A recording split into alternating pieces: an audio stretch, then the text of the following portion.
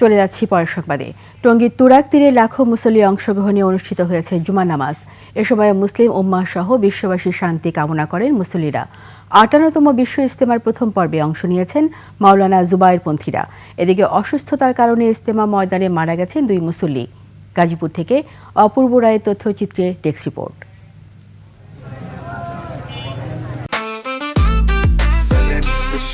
জেনেক্সে shift করো, লাইফকে lift করো। ভোর থেকেই ইজতেমার মাঠে আসতে থাকেন মুসল্লিরা। বেলা বাড়ার সাথে সাথে তুরাগ পারে বাড়ে মুসল্লিদের জনস্রোত।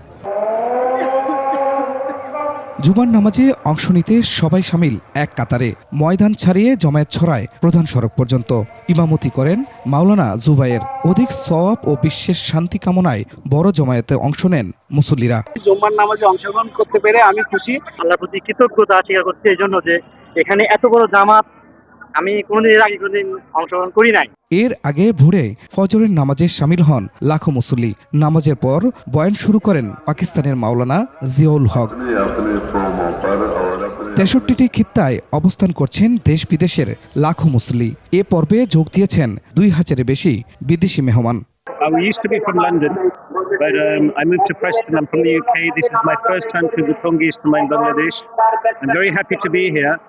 So many people here, mashallah. ইসলাম যাতে আমরা প্রচার করতে পারি সেই জন্য আমাদের আজকের এই জামায়াত। কিভাবে ঘরে ঘরে দাওয়াত পৌঁছে দেওয়া যায় সেই দাওয়াতের পিছনে আমরা এখানে আছি।